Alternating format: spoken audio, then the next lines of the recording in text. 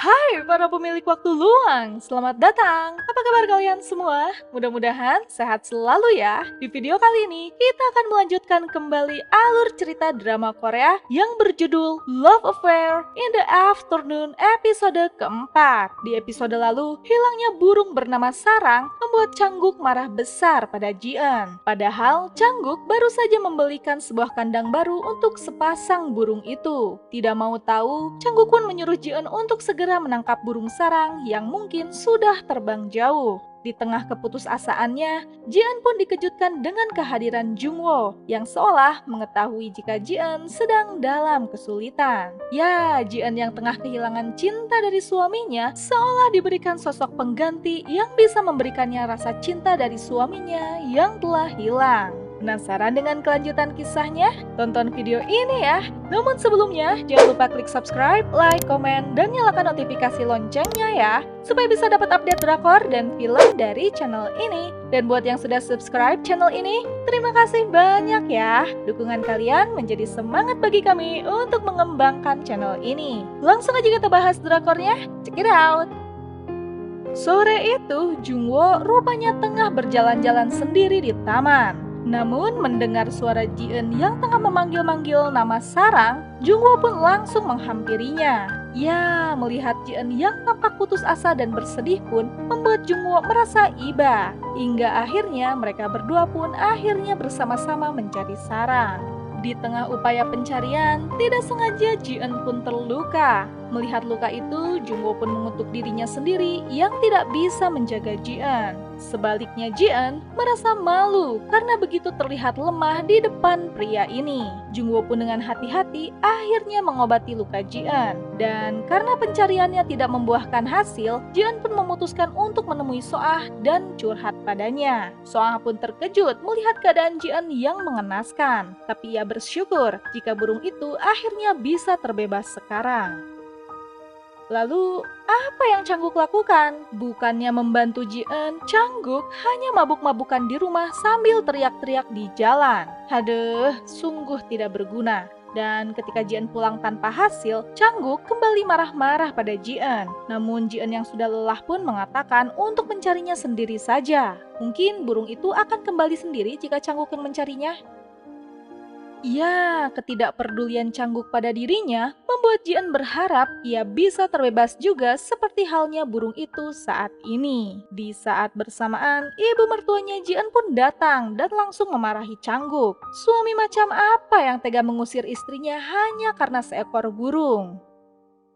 Di saat Ji-eun sedang berada di luar seorang diri, Jungwoo pun menelepon dan menanyakan keadaan Ji-eun. Dan Ji-eun pun berbohong jika ia baik-baik saja, walaupun sesungguhnya ia tengah menangis. Jungwoo pun hanya bisa mendengarkan Ji-eun menangis lewat telepon tanpa bisa melakukan apapun. Sementara ia tengah berusaha menjadi pendengar bagi Ji-eun, tiba-tiba Min Yong datang. Jungwoo pun mengalihkan perhatiannya dengan membaca info tentang burung-burung. Melihat suaminya itu tengah tertarik untuk mempelajari tentang burung, Min Yong pun lantas memeluk Jungwoo dan mengutarakan keinginannya untuk bisa memiliki keturunan.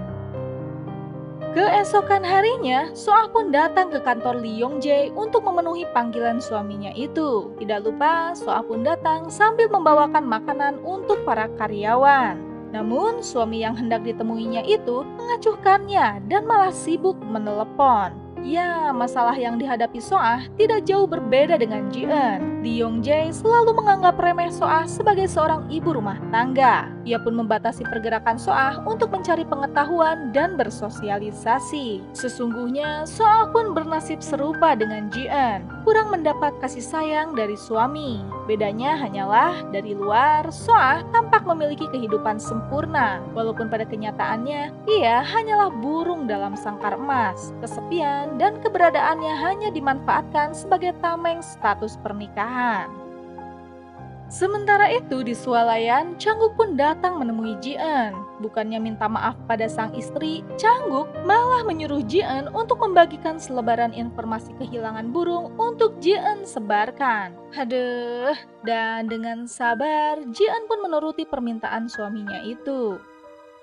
Di rumahnya, Do Ha-yeon pun jadi kepikiran tentang Soah. Ia pun mengingat saat kunjungannya ke rumah itu, Lee Yong-jae memperlakukan So-ah seperti seorang pembantu. Sepulang dari kantornya Lee Yong-jae, So-ah pun melihat Ji-eun tengah menempelkan selebaran info kehilangan sesuai perintah Changguk. So-ah pun lantas mengajak Ji-eun untuk jalan-jalan. Sesuai permintaan Lee Yong-jae, So-ah pun mengundang Ji-eun dan suaminya untuk makan-makan di rumahnya. Sambil jalan, Ji-eun pun lantas bercerita jika ia adalah seorang lulusan jurusan sastra yang bercita-cita menjadi seorang penulis. Namun saat ini ia telah berhenti untuk menulis. Pada akhirnya, Ji-eun pun mulai merasa nyaman berteman dengan So-ah. Ia pun jadinya menganggap So-ah sudah seperti kakaknya sendiri. Sepulang bertemu dengan So-ah, Ji-eun pun mendatangi Changguk di kantornya untuk meminta maaf karena lalai menjaga sarang. Melihat kebersamaan pasutri itu, diam-diam Yeon-ah menunjukkan ekspresi wajah sebal. Ya, bau-baunya Yeon-ah ini akan jadi perusak rumah tangganya Changguk. Malam harinya, lagi-lagi Changguk sudah tidur terlebih dahulu. Namun ketika tengah malam, Ji-eun mendapati suaminya itu sudah pindah dan tidur di kursi bersama kandang burung yang baru dibelinya. Aduh, Ji-eun yang sangat sabar pun lagi-lagi memaklumi sikap suaminya itu yang pikas sebelen pisan. Akhir pekan pun tiba. Ji-eun dan Changguk pun mendatangi rumah So-ah untuk memenuhi undangan. Namun mungkin karena berbeda latar belakang pekerjaan, membuat komunikasi antara Lee Yong-jae dan Changguk jadi canggung dan enggak nyambung. Di saat bersamaan, tiba-tiba saja Ji-eun mendapat pesan dari Jungwoo. Melihat gelagat mencurigakan dari Ji-eun, So-ah pun pura-pura hendak ke dapur sambil mengajak Ji-eun. Ya, rupanya So-ah membantu Ji-eun untuk menghindar sejenak dari Changguk supaya Ji-eun bisa membalas pesan dari Jungwoo dengan bebas. Ji-eun pun tersenyum saat membaca pesan dari Jungwoo dan hal itu membuat So-ah jadi ikutan kepo. Sejenak kita diajak untuk memahami kenapa Ji-eun dan So-ah kini menjadi teman yang dekat karena mereka berdua adalah korban dari kurangnya kasih sayang suami. Bedanya So-ah cenderung berani bertindak dan tidak seperti Ji-eun yang masih lugu. Namun So-ah yang merasa sama-sama berada di posisi Ji-eun pun ingin membantunya untuk mencari kebahagiaan sendiri. Namun jika dihubungkan dengan norma, tentunya perbuatan mereka berdua ini tidak bisa dibenarkan ya. Di tempat lain, Kim Bitna yang masih memperdulikan Do Ha-yeon pun mengunjungi apartemennya. Namun Kim Bitna pun terkejut saat melihat Do Ha-yeon yang tengah melukis seorang wanita yang bisa kita duga adalah So-ah. Kim Bitna yang masih memendam rasa pada mantan suaminya itu pun jadi sedikit cemburu dan bertanya, "Kenapa Do Ha-yeon mau melukis lagi? Apakah kau jatuh cinta pada seseorang?" Sementara itu di sekolahan, Park Jimin yang badung berkelahi dengan seorang murid, hingga Jungwoo yang tengah melerai pun jadi ikutan kepukul. Scene pun beralih ke tempat yoga di mana So-ah tengah membantu seorang wanita anggota baru untuk melakukan gerakan yoga. Dan rupanya wanita itu adalah Min Yong, istrinya Jungwoo. Selesai berlatih yoga, So-ah pun membuka HP-nya dan terkejut. Do Ha-yeon mengirim pesan jika ia bersedia untuk menggambar So-ah. Min Yong yang pulang dari berlatih yoga pun lantas menjemput Jungwoo dan betapa terkejutnya ia melihat ada luka memar di wajah Jungwoo. Min Yong pun mulai mengoceh karena Jungwoo tidak mau menuruti sarannya untuk pindah dari sekolah itu dan melanjutkan studinya ke luar negeri. Min Yong yang ternyata memiliki sifat nggak mau kalah pun akhirnya menurunkan Jungwoo di jalanan dengan alasan akan mengambil barang yang ketinggalan. Jungwoo yang sedang tidak semangat pun akhirnya mendengarkan rekaman suara burung yang direkam oleh Ji-eun. Dalam kesepiannya itu, Jungwoo pun mengirim pesan untuk mengajak Ji-eun bertemu besok hari jam 3 sore. Di saat bersamaan, ibu mertua Ji-eun pun datang dan memberikan sebuah amplop berisi jimat untuk mempercepat kehamilan yang mana harus disimpan Ji-eun di bawah bantal. Aduh. Keesokan harinya, Ji-eun pun mendadak berdandan dengan cantik. Dan rupanya So-ah pun melakukan hal yang sama.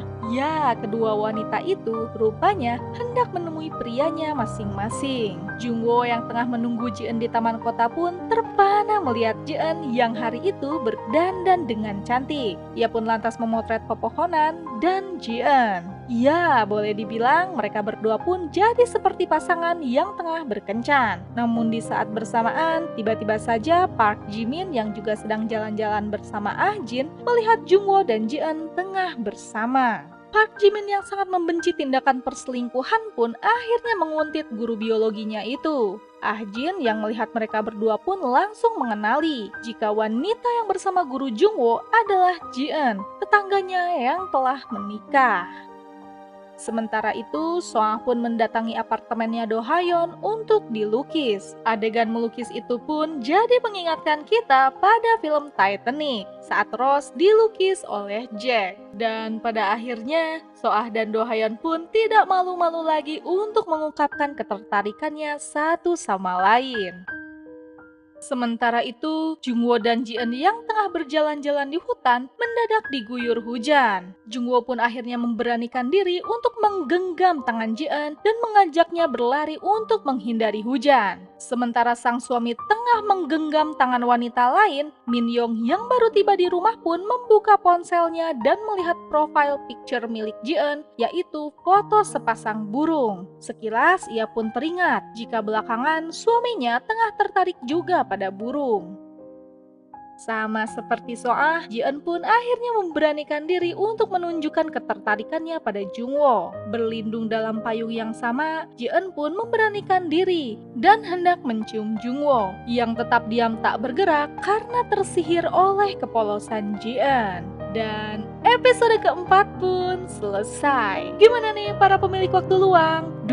Dilema banget ya kisah mereka. Di episode ini, Soah dan Ji-eun yang selalu diabaikan oleh suaminya masing-masing akhirnya mendapatkan bahu lain untuk bersandar. Soah dan Do Ha-yeon pun akhirnya maju satu langkah dalam hubungannya. Sementara hubungan Ji-eun dan Jungwoo masih berjalan lambat. Akankah hubungan Ji-eun dan Jungwoo berlanjut? Penasaran dengan kelanjutan kisahnya? Nantikan episode kelimanya ya. Dan terima kasih telah menonton channel ini. Dadah!